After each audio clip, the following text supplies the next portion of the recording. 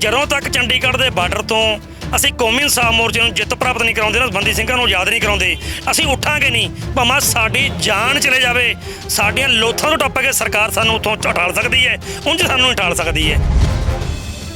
15 ਤਰੀਕ ਨੂੰ ਕੋਈ ਵੱਡਾ ਇਕੱਠ ਅਸੀਂ ਸਮੂਲਿਤ ਕਰਾਂਗੇ 15 ਅਗਸਤ ਦੇ ਸਮੇਂ ਟਾਈਮ ਤੇ। ਸੋ ਸੰਗਤਾਂ ਬਿਲਕੁਲ ਤਿਆਰ ਨੇ। ਸੋ 15 ਤਰੀਕ ਨੂੰ ਸਰਕਾਰ ਤਿਆਰ ਰਹੇ ਕਿ ਸਿੰਘਾਂ ਦਾ ਸਾਹਮਣਾ ਕਰਨ ਦੇ ਲਈ। ਜਾਂ ਤਾਂ ਫਿਰ ਉਹ ਸਿੰਘਾਂ ਨੂੰ ਛੱਡਣਗੇ ਤੇ ਨਹੀਂ ਸਿੰਘਾਂ ਦੇ ਨਾਲ ਫਿਰ ਬਿਲਕੁਲ ਫਿਰ ਜਿੱਦਾਂ ਸਿੰਘ ਤਿਆਰ ਹੁੰਦੇ ਨੇ ਅਸੀਂ ਤਿਆਰ ਪਰ ਤਿਆਰ ਹਾਂ।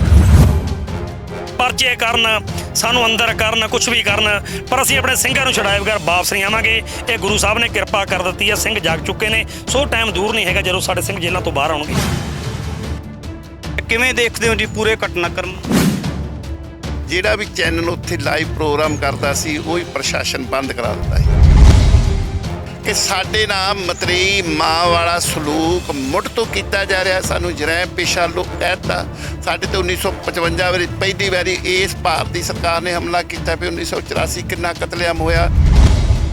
ਲੋਕ ਪ੍ਰਦਰਸ਼ਨੀ ਕਰਨਗੇ ਕਿ ਇਹ ਦਿਨ 15 ਅਗਸਤ ਦਾ ਦਿਨ ਪੰਜਾਬ ਦੀ ਆਬਾਦੀ ਦਾ ਦਿਨ ਹੈ। ਸਾਨੂੰ ਕੋਈ ਆਜ਼ਾਦੀ ਨਹੀਂ ਮਿਲੀ ਉਦੋਂ। ਸਾਡੇ ਨਾਲ ਹੁਣ ਤੱਕ ਵਿਤਕਰਾ ਹੋਇਆ, ਸਾਨੂੰ ਕੋਈ ਨਿਆਂ ਨਹੀਂ ਮਿਲਿਆ।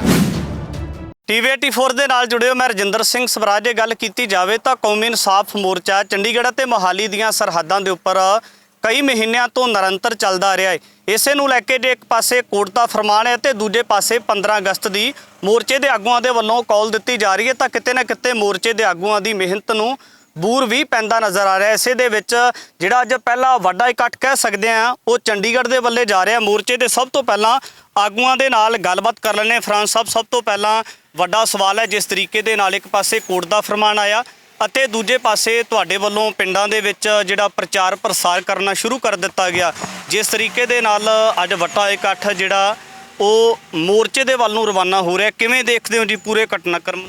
ਬਹੁਤ ਖੁਸ਼ੀ ਹੈ ਜੀ। ਲੋਕਾਂ ਸਾਡੇ ਜਿਹੜੇ ਸਰਕਾਰ ਨੇ, ਪ੍ਰਸ਼ਾਸਨ ਨੇ ਰਾਹ ਬੰਦ ਕੀਤੇ ਸੀ ਲੋਕਾਂ ਵਿੱਚ ਆਪਣਾ ਸੁਨੇਹਾ ਦੇਣ ਦੇ।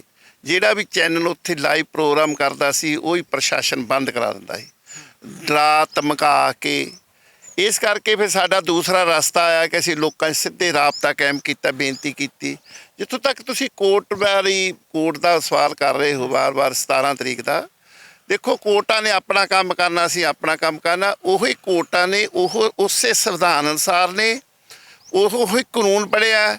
ਇੱਕ ਕੋਰਟ ਅੱਜ ਜਿਹੜੀ ਕੱਲ੍ਹ ਨੂੰ ਤਰੀਕ 10 ਤਰੀਕ ਆ ਰਹੀ ਹੈ, 18ਵੀਂ ਵਾਰ ਕੋਰਟ ਲਿਖ ਕੇ ਦੇ ਰਹੀ ਆ ਕਿ ਜਥੇਦਾਰ ਜਗਤਾਰ ਸਿੰਘ ਹਵਾਲਾ ਨੂੰ ਫਿਜ਼ੀਕਲ ਪੀਅਰ ਕੀਤਾ ਜਾਵੇ, ਇੱਥੇ ਪੇਸ਼ ਕੀਤਾ ਜਾਵੇ। ਦੁੱਖ ਦੀ ਗੱਲ ਹੈ ਕਿ 1998 ਦੇ ਉੱਤੇ ਕੇਸ ਨੇ, 2 ਮੋਹਾਲੀ 2 ਚੰਡੀਗੜ੍ਹ। ਮੋਹਾਲੀ ਕੋਰਟ ਨੇ ਇਹ 18ਵੀਂ ਵਾਰੀ ਹੋਇਆ ਕਿ ਉਹਨੂੰ ਲਿਆ ਨਹੀਂ ਰਹੇ। ਕੋਰਟ ਦਾ ਆਰਡਰ ਹੀ ਨਹੀਂ ਪ੍ਰਸ਼ਾਸਨ ਮੰਨ ਰਿਹਾ, ਕੋਰਟ ਦਾ ਆਰਡਰ ਨਹੀਂ ਮੰਨ ਰਿਹਾ। SSP ਵੀ ਉਸ ਮਨੁੱਖ ਨੂੰ, ਉਸ ਇਨਸਾਨ ਨੂੰ ਲਈਏ ਜਿਹਨੂੰ 10 ਲੱਖ ਸਿਰਾਂ ਨੇ, 10 ਲੱਖ ਸਰੀਰਾਂ ਨੇ ਸਰਬਸੰਮਤੀ ਨਾਲ ਸ੍ਰੀ ਅਕਾਲ ਤਖਤ ਸਾਹਿਬ ਦਾ ਜਥੇਦਾਰ ਬਣਾਇਆ, ਜਿਹਦੇ ਉੱਤੇ ਦਿੱਲੀ ਵਿੱਚ ਕੋਈ ਕੇਸ ਨਹੀਂ, ਉਹਨੂੰ ਨਜਾਇਜ਼ ਰੱਖਿਆ ਹੋਇਆ। ਪੰਜਾਬ ਦੇ ਵਿੱਚ ਉਹਦੇ 2 ਚੰਡੀਗੜ੍ਹ 2 ਮੋਹਾਲੀ 'ਚ ਕੇਸ ਨੇ। ਜਿਸ ਕੇਸ ਬਾਰੇ ਮੈਂ ਕਹਿ ਰਿਹਾ ਆਰਡਰ ਹੋਇਆ ਹੋਇਆ ਵੀ 10 ਤਰੀਕ ਨੂੰ ਅਵੱਸ਼ ਲੈ ਕੇ ਆਓ, ਹਰ ਹਾਲਤ ਵਿੱਚ ਲੈ ਕੇ ਆਓ। ਇਹ ਉਹਨਾਂ ਨੇ ਲਫ਼ਜ਼ ਵਰਤੇ ਨੇ ਕੋਰਟ, ਉਹਨਾਂ ਨੂੰ ਲਿਆ ਨਹੀਂ ਰਹੇ।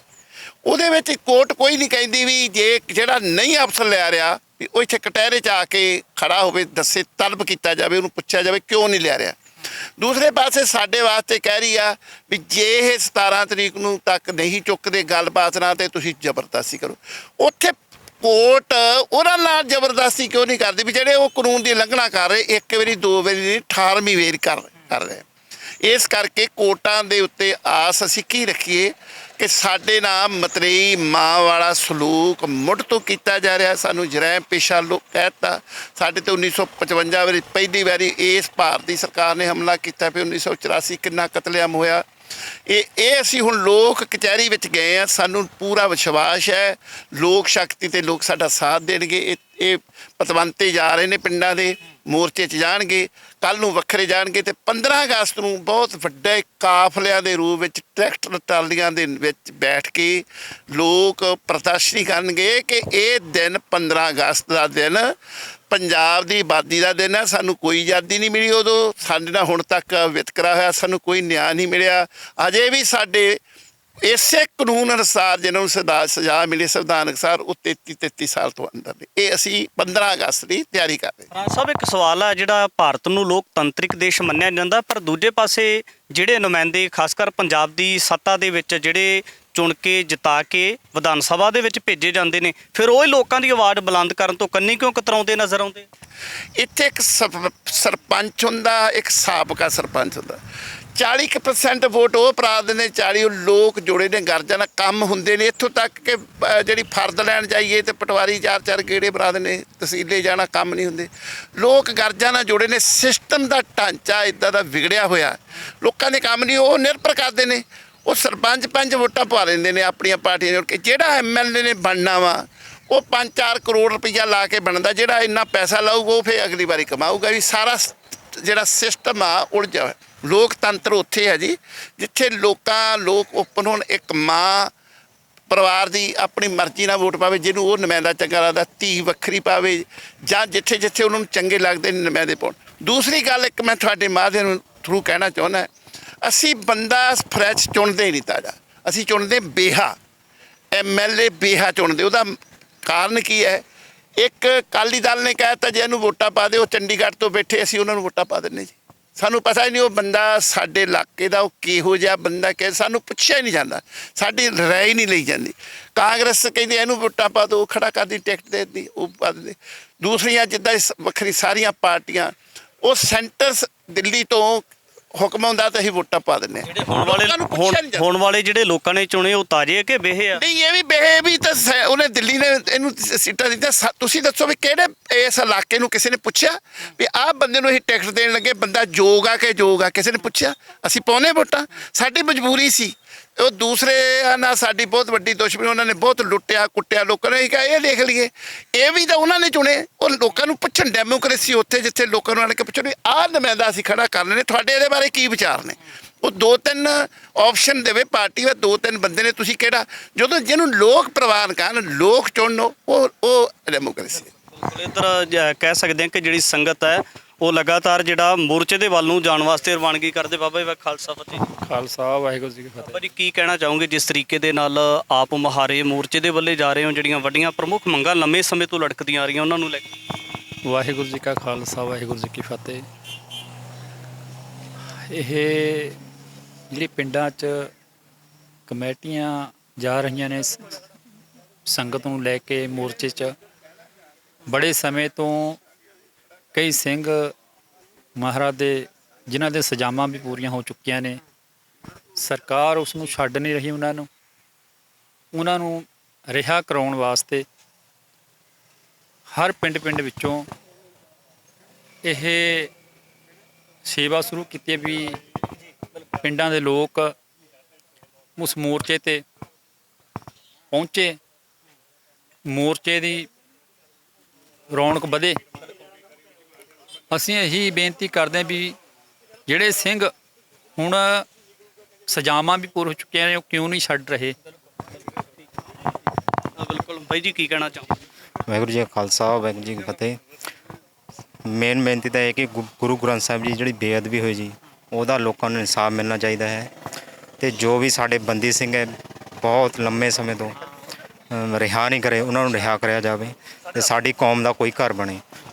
ਬਿਲਕੁਲ ਕੰਸਾਲਾ ਸਾਹਿਬ, ਜਿਸ ਤਰੀਕੇ ਦੇ ਨਾਲ ਤੁਹਾਡੇ ਬਾਈ ਮੋਰਚੇ ਦੇ ਜਿਹੜੇ ਆਗੂਆਂ ਨੂੰ ਵੱਡਾ ਸਮਰਥਨ ਹੈ, ਪਿੰਡਾਂ ਦੇ ਵਿੱਚ ਲੋਕ ਹਿੱਤ ਮਿਸ਼ਨ ਦੀ ਅਗਵਾਈ ਦੇ ਵਿੱਚ ਮੋਰਚੇ ਦੇ ਆਗੂਆਂ ਨੂੰ ਲੈ ਕੇ ਜਾ ਰਹੇ ਹੋ, ਲਾਮਬੰਦ ਕਰ ਰਹੇ ਹੋ ਮੋਰਚੇ ਦੀਆਂ ਮੰਗਾਂ ਦੇ ਨਾਲ ਜਿਹੜਾ ਇਕੱਠ ਹੋਣਾ ਆਉਣ ਵਾਲੇ ਦਿਨਾਂ ਦੇ ਵਿੱਚ, ਕਿਵੇਂ ਦੇਖਦੇ ਹੋ ਜੀ ਜਿਸ ਤਰੀਕੇ ਦੇ ਨਾਲ ਪਿੰਡਾਂ ਦੇ ਵਿੱਚ ਲੋਕਾਂ ਦਾ ਸਮਰਥਨ? ਸਭ ਤੋਂ ਪਹਿਲਾਂ ਤਾਂ ਮੈਂ ਤੁਹਾਡੇ ਟੀਵੀ ਚੈਨਲ ਦਾ ਧੰਨਵਾਦ ਕਰਦਾ ਜਿਹੜੇ ਕਿ ਲੋਕਾਂ ਦੀ ਆਵਾਜ਼ ਸਰਕਾਰ ਤੱਕ, ਪ੍ਰਸ਼ਾਸਨ ਤੱਕ ਪਹੁੰਚਾ ਰਿਹਾ ਹੈ। ਸੋ ਜਿੱਥੇ ਕੌਮੀ ਇਨਸਾਫ ਮੋਰਚੇ ਦੇ ਆਗੂ ਸਾਹਿਬਾਨਾਂ ਨੇ ਆ ਕੇ ਲੋਕ ਹਿੱਤ ਮਿਸ਼ਨ ਨਾਲ ਸੰਪਰਕ ਕੀਤਾ ਕਿ ਕੋਈ ਕੋਰਟ ਨੇ ਆਰਡਰ ਕੱਢਿਆ ਹੈ ਕਿ 17 ਤਰੀਕ ਤੋਂ ਪਹਿਲਾਂ ਇਸ ਕੌਮੀ ਇਨਸਾਫ ਮੋਰਚੇ ਨੂੰ ਠਾਲਿਆ ਜਾਵੇ। ਸੋ ਅਸੀਂ ਬਿਲਕੁਲ ਗੁਰੂ ਦੇ ਉਹ ਸਿੰਘ ਹਾਂ ਕਿ ਅਸੀਂ ਗੁਰੂ ਸਾਹਿਬ ਨੇ ਸਾਨੂੰ ਜ਼ਾਲਮ ਤੇ ਜ਼ੁਲਮ ਦੇ ਵਿਰੁੱਧ ਲੜਨਾ ਤੇ ਅੜਨਾ ਸਿਖਾਇਆ। ਸਾਡੇ ਅੰਦਰ ਉਹ ਜਜ਼ਬਾ ਭਰਿਆ, ਗੁਰੂ ਸਾਹਿਬ ਨੇ ਸਪਿਰਿਟ ਭਰਿਆ, ਜਨੂਨ ਭਰਿਆ ਏ ਕਿ ਜਦੋਂ ਜ਼ੁਲਮ ਵਧਿਆ ਹੈ, ਜ਼ਾਲਮ ਖੜਾ ਹੋਇਆ ਏ ਤਾਂ ਅਸੀਂ ਢਾਉਣ ਦੀ ਫਿਰ ਪੂਰੀ ਕੋਸ਼ਿਸ਼ ਕਰਦੇ, ਢਾਵਾਂਗੇ ਵੀ ਅਸੀਂ।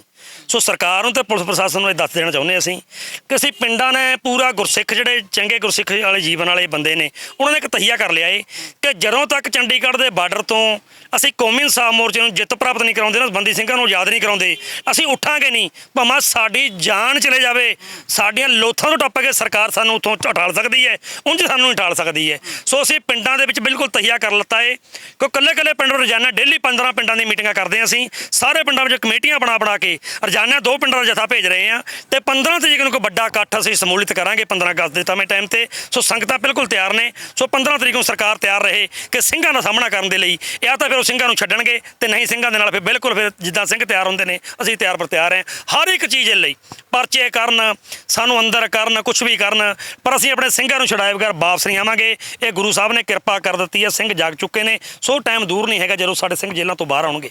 ਬਿਲਕੁਲ ਜੀ ਕੌਮੀ ਇਨਸਾਫ ਮੋਰਚੇ ਦੇ ਆਗੂਆਂ ਦੇ ਵੱਲੋਂ ਲੋਕ ਹਿੱਤ ਮਿਸ਼ਨ ਦੇ ਸਮਰਥਨ ਦਾ ਸਦਕਾ ਵੱਖ-ਵੱਖ ਪਿੰਡਾਂ ਦੇ ਵਿੱਚ ਜਾ ਕੇ ਚੋਣ ਪ੍ਰਚਾਰ ਕਹਿ ਸਕਦੇ ਹਾਂ ਕਿ ਮੋਰਚੇ ਦੇ ਹੱਕ ਦੇ ਵਿੱਚ ਜਿਸ ਤਰੀਕੇ ਦੇ ਨਾਲ ਵੱਡਾ ਇਕੱਠ ਹੋਣ ਦੀ ਸੰਭਾਵਨਾ ਹੈ ਤਾਂ ਬਿਲਕੁਲ ਜਿਹੜੀ ਪਲ-ਪਲ ਦੀ ਗੱਲਬਾਤ ਹੈ ਤੁਹਾਡੇ ਦਰਮਿਆਨ ਲੈ ਕੇ ਹਾਜ਼ਰ ਹੁੰਦੇ ਰਹਾਂਗੇ। ਧੰਨਵਾਦ।